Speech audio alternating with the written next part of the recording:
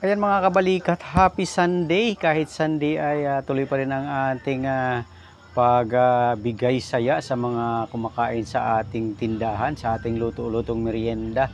Kaya yan, tapos na naman ang maghapon, kaya hugas na naman tayo ng ating mga pinggan.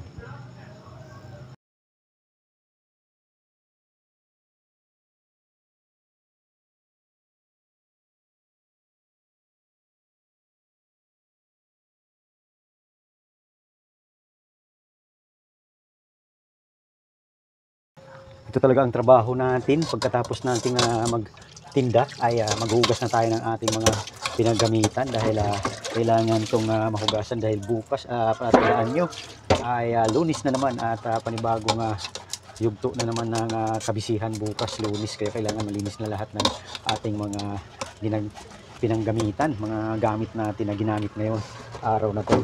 Ayan, kahit linggo ay mayroon tayong mga customer na kumakain, nakasanayan na nila na linggo, Sabado, Linggo ay nagbubukas tayo at nagsiserve tayo ng merienda sa kanila. Kaya yan, ganito na lang ang buhay natin lagi sa araw-araw, nagmula nung hindi na ako nagtatrabaho. Kaya ayan, sikap-sikap lang at ayan na, ito na talaga ang nagiging buhay natin. Talagang naghahanap tayo ng sakit ng katawan. Kaya ito na, tuloy-tuloy na natin to at okay naman. Ayan, kaya thank you so much. Thank you Lord at tapos na naman ang linggo. Hindi na naman tayo nakasimba, pero dito sa puso natin ay siya pa rin. Hindi totoo yan.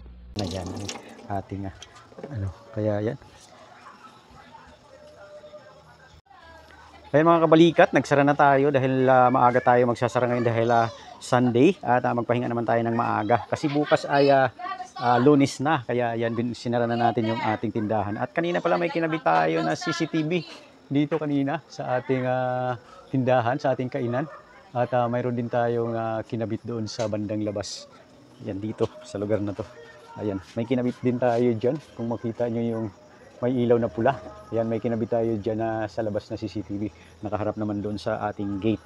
Ayan, ito naman siya ay nakaharap dito sa ating tindahan para makita lahat ng mga kumakain. Kasi mayroon tayong mga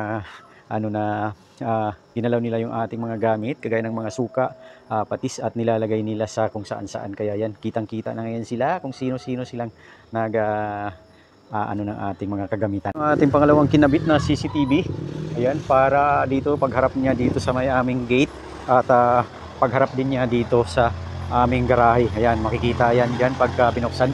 Ayan na siya, di ba?